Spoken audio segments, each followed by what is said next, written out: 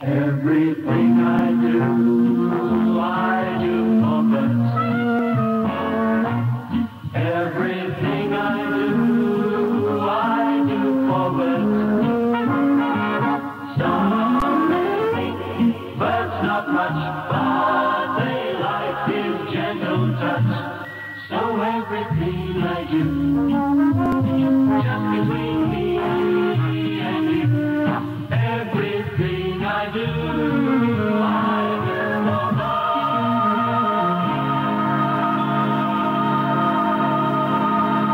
I'd like to come home to free music.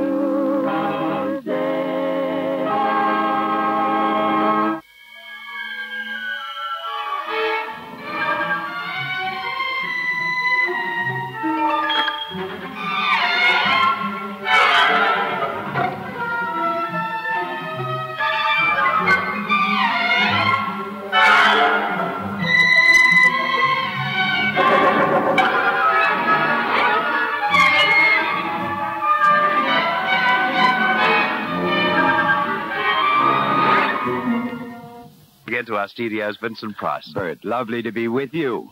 I suppose that I must say the boys were checking microphones before and they were eavesdropping. Evidently, you've had the experience of turning on a television set all around Australia, and every time you do, I happen to be there. I don't know what it is about you. I mean, there you are, and then you turn on the radio and think, I'll escape from him for a minute, and there he is. Strange to say, I normally work as head usher at the Comedy, but I'm on 3 weeks leave. What about your nightclub act? Right. Here you're going up to Sydney to do one. Sure, well, I've got a couple of days off in August, so I may just do that for a while.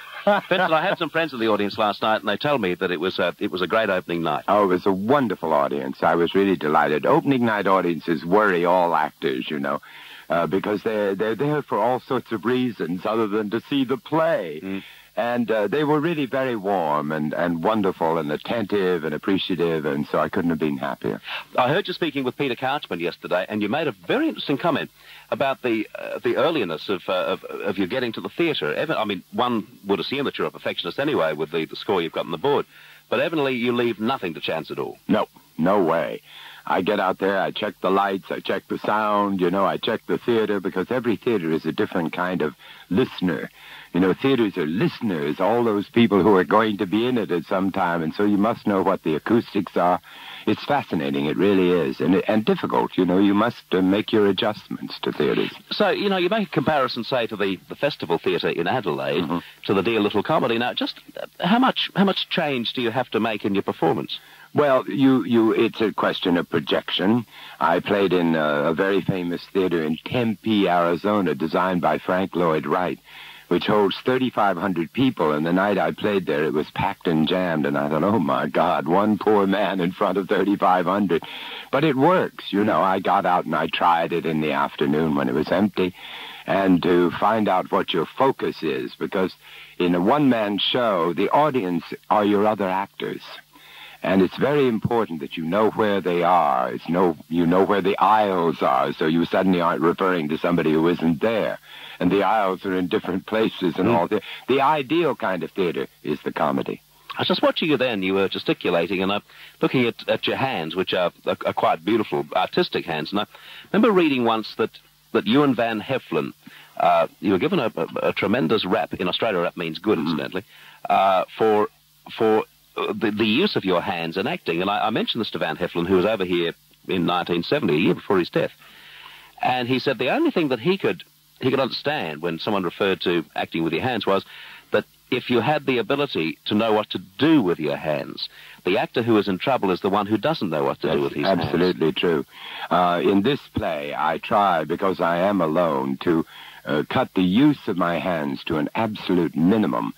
In the first place, Wilde in this piece is very sort of frightened of coming out and facing an audience at the end of his life after a great scandal and everything.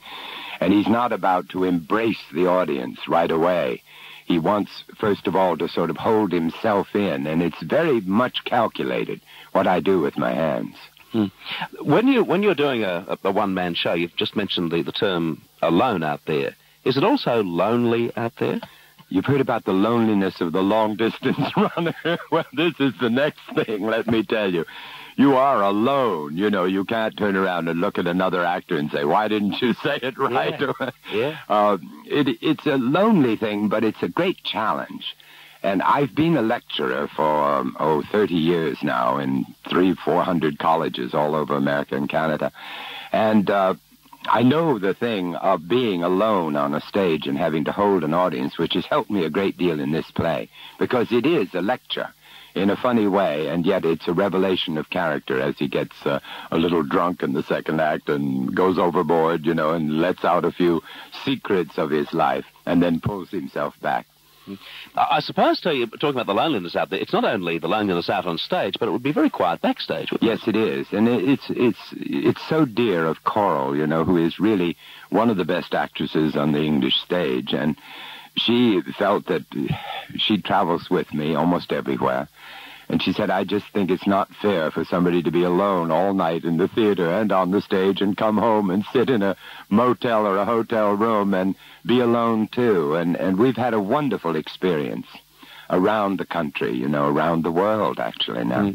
I had Coral in here yesterday, and she gave me a delightful interview, and we were talking. She's madly in love with you, man. Is she? Oh, yes, we share the same birthday. I know. Happy birthday to you. I saw you murder one of the most beautiful cakes on television the other day. Yes, I forget what you call them. Profiterole. Say it again. Profiterole. And is it really a custom that you attack it with a knife? I don't think so, but you did. Well, Vincent, far be it from you to criticize me. I have seen you attack everything under the sun with a knife. All right, absolutely. We touched on that yesterday about the movies that you've made, which have been in with the horror element. But I asked Coral, did she believe that you were sometimes either offended or hurt, perhaps, that wherever you hit town, naturally one of the aspects that is used is the fact that you've done horror movies. And it's not probably until the second or third story that someone bothers to pick up on what has been one of the most successful Hollywood careers, apart from the horror movies. I mean, you've been in some of the great movies of Hollywood, and you are one of its most respected sons. And does it hurt you at all? Not really. No, I tell you, Bert, you know, every one of us have our identification with the audience, with the public. Whatever it is, you know, I said at the Canberra Press Club that John Wayne probably wanted to play Hamlet, and thank God he didn't. But he did play the Roman centurion. He did play the Roman centurion, you're absolutely right. But, you know, I mean, we all have identification, and whatever it is, it helps your career. The problem here in Australia for me has been a little difficult because the press has been interested in that area. But funnily enough, you know, a lot of those pictures, which were comedies, comedy horror films, if you want to call them that, were censored here. And consequently, they've only been released recently in this country. And in America, when I was doing the Oscar Wilde thing, there never was a mention of those films ever. Because I've done a play every year of my life, maybe 2 or 3 plays. Now, that's a very good point, actually, because so many of those movies were released much later. And also, of course, they were held back for television release, too. Exactly. House of Wax wasn't seen on television, I don't think, until as recently as maybe 6 or 7 years ago, 8 years ago. No, that's absolutely true. It's a picture, you know, it's almost 30 years ago that I made it, and it still continues to run continually. Interesting cast, you know. Oh, wonderful. And Charles Bronson for a start, one of the superstars. One of his best. We had a lot of very distinguished people start in that, in those films of mine. Francis Ford Coppola was the dialogue director on a couple of them. Jack Nicholson was the juvenile in The Raven. It's been kind of fun to see people's careers change and go on and up and down. One thing you've been able to do, like every other performer, naturally, you know, you've had your stinker, you've had the thing which is bomb, but you seem to have used that to your advantage because of this beautiful ability you've got. I mean, even in a movie which has been made 14,000 miles away, maybe 5, 6, 10 years ago, you can watch a Vincent Price movie, particularly in the comedy horror area, and it's almost as if you're taking the viewer along for the ride. Oh, absolutely. Somebody made a comment one time that I didn't play them tongue-in-cheek. I played them tongue in both cheeks. With Jade Easy. Yeah. No, I think the thing was that Boris Karloff and Peter Lorre and myself and Basil Rathbone did a lot of them together, and they were extraordinary men of great intelligence and great wit. And we would sit down and really determine to let the audience have a good time. let them in on our gags and let them in on the thing that horror is very close to comedy. You know, if somebody comes up behind you and scares you, which happens to me all the time, and the next impulse is to giggle. You know, I mean, they are very closely allied, horror and comedy. They really are, and that's what made those films fun. But do people continually do that to you, come up and try and scare you and the whole thing? Yeah, and they succeed, yeah. You scare easily? Oh, no, it's just that. If anybody comes up and hits me on the back, I jump 300 miles. And I don't want anybody to do it who's listening to this program, because I now carry a large knife. Right. And you know how to use it. I certainly do. One of my great favorites as an actor was Lon Chaney Jr. Was he a man of much humor, though?